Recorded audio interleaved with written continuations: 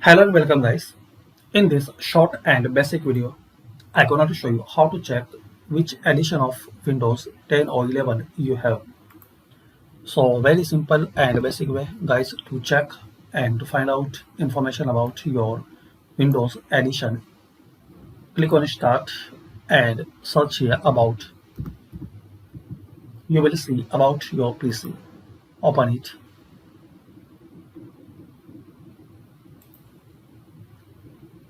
Now here guys you will see all information about your PC including version and edition. So in my case, it's Windows 10 Home single language. It can be different as your system.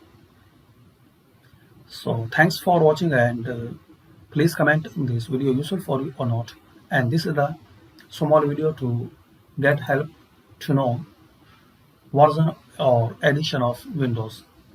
Please share, like and subscribe this channel for more useful videos.